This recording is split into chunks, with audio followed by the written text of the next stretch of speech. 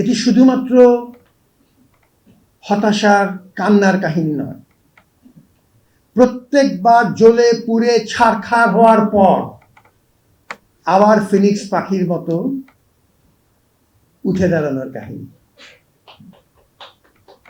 এবং এটি শুধুমাত্র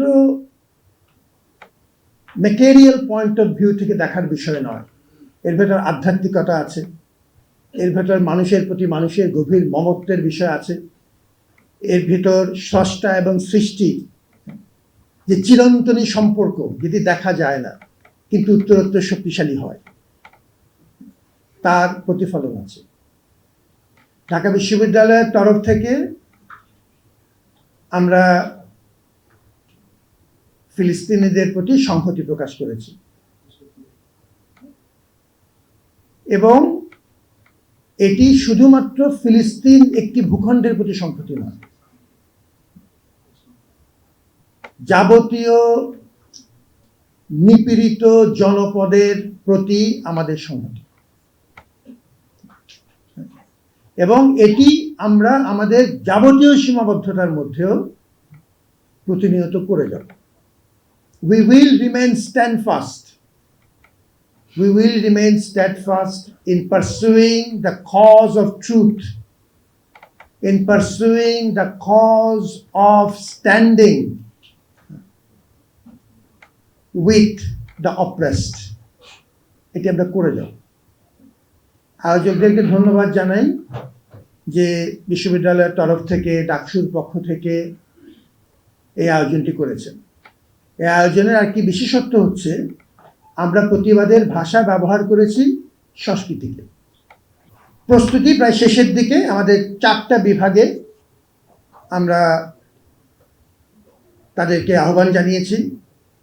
ভর্তির প্রক্রিয়া প্রায় শেষের দিকে, আমাদের তো খুব সামান্য সামর্থ্য, আমরা আমাদের ফিজ ওয়েভ করে দিয়েছি, থাকার একরকম মডেস্ট ব্যবস্থা আমরা করতে পেরেছি এবং আমরা আশা করছি যে প্রত্যেক বছর আমরা এই সংখ্যাটা ধীরে ধীরে আরো বাড়াতে পারব। আপনাদের সবার তরফ থেকে this is, as I said, a small token of goodwill on our part, and I hope to finalize the process of inducting the international Philistine students in the course of next 2 months or so. And we are going to formally write back to the embassy and through the embassy to the state of Palestine and their education ministry of our commitment to uphold this friendship. And in the days to come, we hope to also enlarge our provision for this purpose. আপনাদের সবার প্রতি আবারও শুভকামনা। আমি যদি পুরো সময়টুকু থাকতে পারতাম আমি নিজেই খুব সম্মানিত হতাম। তো আমি যে ধরনের পদে থাকি তাতে আমার কিছু কাজ এবং অকাজ দুটোই করতে হয়। তা আমি অকাজ থেকে কিছুটা মুক্ত হয়ে 15 মিনিটের জন্য আপনাকে একটু দেখতে এলাম এবং নিজেকে সমৃদ্ধ করলাম, সম্মানিত হলাম। আমাকে আবার আগের কাজে ফেরত যেতে হবে, আমাকে ক্ষমা করবেন এই অভব্যতার জন্য। কিন্তু আমি খুবই খুশি যে বিশ্ববিদ্যালয়ের তরফ থেকে, ডাকসুর তরফ থেকে, বাংলাদেশের তরফ থেকে আমরা আমাদের ভাতৃপ্রতিম একটি দেশ, এবং এটি শুধুমাত্র নির্দিষ্ট ধর্মের বিষয় না।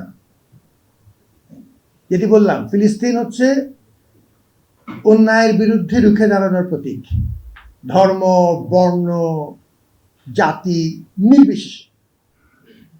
ওরকম একটি মানবিক কজকে সামনে রেখে আমরা সবাই একসাথে হয়েছি এবং আপনাদের সহযোগিতা সেটি সম্ভব হয়েছে। আজকে এই জাতীয় আয়োজনে আমাদের সাংবাদিক ভাইরা সহ পুরো ঘর ভর্তি হয়েছে এবং আমরা ডাকসুকে গণতান্ত্রিক কায়ন প্রক্রিয়ার একটি শক্তিশালীকরণের দিকে একটি পদক্ষেপ বলে মনে করি। ডাকসু শুধুমাত্র ঢাকা বিশ্ববিদ্যালয়ের প্রতিষ্ঠান নয়, সারা দেশ আমাদের সাথে যোগ দিয়েছিল।